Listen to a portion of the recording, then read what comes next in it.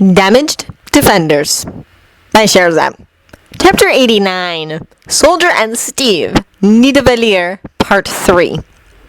There was something very oddly familiar about following Steve about and planning to fight. Something very, very familiar.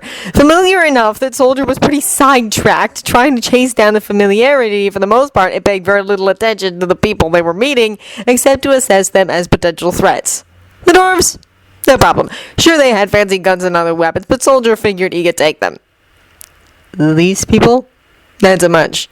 They were of a size with a berserker, and Soldier figured that at least some of them had similar capabilities, which made them dangerous. That said, they weren't even trying to be threatening. Soldier didn't have a clue who this Thanos guy was, but he pretty clearly scared everyone silly. Given what little the briefing he'd gotten from his previous handlers had said about the invasion, the guy at least had a big and very weird army on tap. Just the sort of fight Steve liked to throw himself into.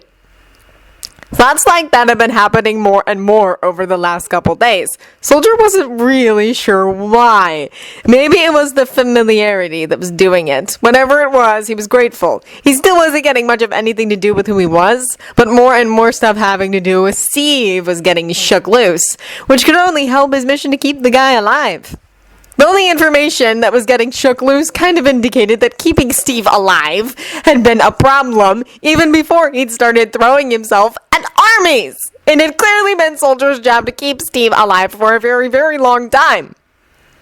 They didn't wonder how Steve had managed when they'd been separated. Somehow he didn't think he'd like the answer. They talked tactics and training with Queen Besla for several hours, during which Soldier found himself getting amused by Steve mamming the woman. It was clearly an instinctive response to her personality, though Soldier didn't have any memories yet that explained where Steve had met someone like her. Interestingly enough, he was sort of responding to that tone in a similar way himself. Sort of. When he wasn't fighting the urge to flinch away from her. That particular tone had meant bad things too much recently for him to be entirely comfortable with it, regardless of what it had meant at some nebulous point in the past. Once the talking was done, they were offered a proper tour of the city by Besla. Soldier got the definite impression she was a very hands-on sort of leader, one who didn't like making other people do things she could do herself. Either that or she was trying to impress them, which wasn't out of the question. They'd seen about half the city when the ground began to tremble underfoot. Seconds later, someone bellowed something in a language Soldier didn't know. Besla whipped around towards the yell. A Bilge snipe stampede heading straight for the city, she groused. Big problem? Steve asked. Nothing we haven't dealt with innumerable times. But fixing the damage they cause gets tiresome, Besla admitted. Even if that only means fixing the wall, and not the city proper. They continued the tour, despite the ground starting to shake harder. A few moments after that, Soldier could hear the panicked bellowing, then the crunch of bone against rock as the Bilge snipe slammed into the city wall. Out of curiosity, why is such a big animal so skittish? Do you know? Tony asked. Besla shook her head. We do not know for sure.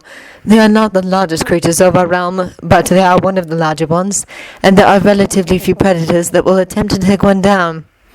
We can't confirm it, but most suspect they're just that stupid. That got a laugh from Tony, and an agreeing nod from Thor. When the ruckus finally died down, Besla led them to where the herd had rammed into the city wall.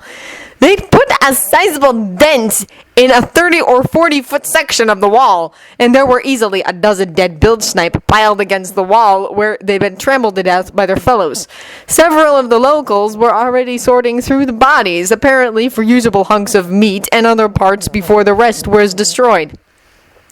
Soldier cocked his head, then elbowed Steve with his flesh elbow. When Steve looked over, Soldier made a triangular shape with his hands. I think that'd only work if the Bilge snipe came at the points, Steve said, clearly picking up on what Soldier was trying to say. The sides would be long, flat targets where a circle is at least all curved, and some of them might get diverted around the city. But if they could rotate the triangle, Tony said from Steve's far side, the point would always be aimed at the stampede. Something to think about. It'd take some serious work to figure out, though. Bestla eyed him, and before anyone realized what she was about, or could have an opportunity to stop her, she clapped him on the shoulder. The second that her hand connected, Soldier was hit by sheer blank panic and bold deep terror. He collapsed out from under her hand like his hamstrings had been cut and scuttled back and away from her, not even trying to get his feet under him, even when his back hit a wall. He just curled in on himself and started to shake. And unbeknownst to him, to start babbling. Very, very quietly, nearly a whisper, but it was there. Steve had never actually told Bucky, though he was very sure Bucky knew, but he'd had nightmares fairly frequently after rescuing him, imagining what would have been done if Steve hadn't found him. He'd even had some after he'd woken up in this era. Surprisingly enough, he hadn't been hit with one since they'd rescued Bucky again. He wasn't looking forward to that when it happened, not with the new information his brain had to work with. Living this was nightmare enough. He had no idea why Bucky folded like a house of cards when Bestla clapped him on the shoulder, and honestly, it didn't really matter. All that mattered, and what was tearing Steve's heart out by the roots, was the panic and fear in Bucky's eyes and the monotone near whisper of no, no, no, no, no, no, no, no, no, no, no, no, no, no, no, no, no, no, no. That and the fact that despite clearly being scared out of his mind, Bucky had made no real move to defend himself, just curled in on himself waiting to get hit. Steve had seen that more often than he liked to remember back in the 30s when they'd been growing up. Kids cringing away from other bigger kids, or their parents, or some other adult. Kids who knew that not only did they not have the wherewithal to fight the other person off, but that fighting just made it worse. It was seeing stuff like that that had made Steve storm in fists balled up and antagonistic words on his lips, for all the good it had done when he'd been a 90-pound asthmatic. But he hadn't been able to stand by seeing that sort of thing. Too bad there wasn't a target to punch here. Hopefully there would be by the time he and Tony got back, because Steve was going to enjoy giving back every bit of what Bucky had so clearly gotten, and maybe a little extra just to really teach them a lesson. It took Steve a couple seconds to reel in his anger at the people who'd hurt Bucky. He let Thor, Loki, and Tony deal with Bestla. They'd explain and reassure her this wasn't her fault. Once he wasn't seeing red quite so much, it was never going to disappear entirely. Steve didn't think this anger at the folks who'd hurt Bucky. He approached Bucky shortly, carefully, not wanting to make the situation worse. Easy, easy, Steve muttered, stumbling a bit over the temptation to use Bucky's name. No one's going to hurt you, I promise. Easy. It took a few repetitions for Soldier to uncurl a little. When he spotted Steve, though, he relaxed all at once. The level of trust that implied shook Steve to his bones. He'd known, of course, that on some level Soldier remembered him even before the surgery to get the old arm off him. Natasha had pointed it out that first night, when Soldier had been fixating on him. He'd known that Bucky trusted him, for that matter, to a point. Bucky hadn't trusted him to not charge headfirst into danger, but yeah. Other than that, Bucky had trusted him. Steve just hadn't realized how deep that trust had run. Deep enough that stripped of pretty much literally everything, he'd still trusted Steve more or less on sight. That said, it about killed him when he offered a hand and Soldier sort of tugged Steve towards him. Steve let himself get tugged and settled against the wall, trying to act like this was a halfway normal circumstance. Kind of big, aren't they? He asked. Soldier nodded. You said you remember me being little, right? Steve asked, getting another nod. Yeah, well, I'm kind of back to feeling little, you know? He glanced up at Bestla. She looked a combination of sheepish, concerned, and like she wanted to scold the heck out of someone. Steve figured he knew what the latter two might be about. He's latched onto me, Steve explained, which missed the truth of things by a huge margin, but was a much shorter, easier explanation than the truth. Really only feels safe with me, even if the others would protect him. He point-blank refused to go back to Earth without me. Steve snorted, without saying more than 2 words to do it, too. He shrugged. We don't really have time to go back. Let him get his feet under him, and then start talking to everybody about organizing the deal with Thanos. Bestla sighed. And so you do what you must, she said, her tone one of understanding. Then her mouth twisted. King Salar will be most unkind, in fair warning. Yeah, and he'll get a knuckle sandwich for it, Steve said, not quite able to censor himself. Tony choked on a laugh, while the other three mouthed the phrase almost in tandem. Even better, all three of them got it at about the same time, making Steve snicker a little bit despite the current situation. To his surprise, Besla pretty much literally started roaring in laughter. When she calmed it down, she grinned down at Steve. I would love to see that. The one time I met the man, I was desperately tempted to rearrange his arrogant face, but to do so would likely have started a war between us. Is really that bad? Tony asked. I mean, Thor and Loki have warned us, but...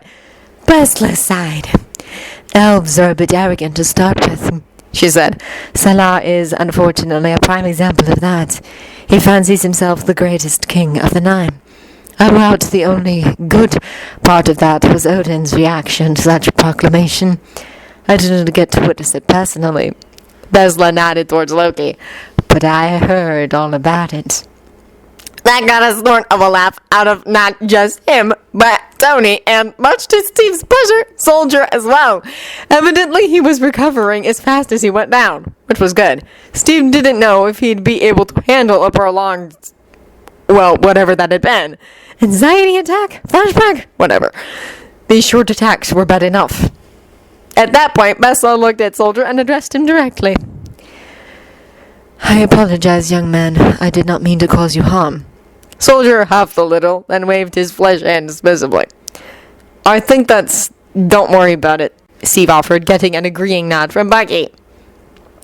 Besla snorted. I shall worry if I please, she said. Now we should head for the feast hall. The stampede will have provided more than enough for a feast tonight, and you will need food in your bellies and a good night's sleep before you approach whichever of the other rulers is next on your list. It's Salar, interestingly enough, Tony said. Well, I wish you luck. You're going to need it, Besla said. She led them to the feast hall, which proved to actually be a huge flat area covered by the first tents Steve had seen on the planet. Tents that were, if anything, more colorful than the, he still hoped it was paint, stones of the wall and buildings. The ground was bare packed earth, and there were nearly 100 people already there. Half of them were standing by what had to be a cooking pit. Steve couldn't see into it, but there was smoke coming out of the hole they were standing by, so that was the most reasonable explanation. There were also some regular fire pits with enormous cauldrons on tripods over them, all smoking away. A series of long tables stood end to end in between the cooking area and the rest of the space, clearly intended to be the serving space for the food. The air was rich with smells Steve didn't even know how to describe, but that he figured were the result of alien spices. Despite not being able to describe the smell, Steve, and more important his stomach, decided it smelled good, and his stomach grumbled. The rest of the people were bustling about, putting up low to the ground trestle tables, low enough that Anita Valier could sit on the ground and eat comfortably from the tabletop. A couple of them, spotting Besla and the people tagging along behind her, scurried off and reappeared a minute or two later with cushions that would let the off-worlders reach the tabletops comfortably. Getting the food off the serving tables, though, was going to be a challenge, because the things were roughly shoulder height to him, Thor, and Loki. Bucky, who was a couple inches shorter than Steve, and that after a lifetime of being markedly shorter than Bucky, hadn't stopped feeling strange as heck yet, could about see over the serving table, but that was it. Tony could walk under the thing and nodded his head. Steve figured there had to be an answer to the problem somehow, because he sincerely doubted the Nidavellir were born that tall, which meant they had to have figured out some accommodation for their kids, which would work for them. Still, Tony's grumbling about freakishly tall people was funny.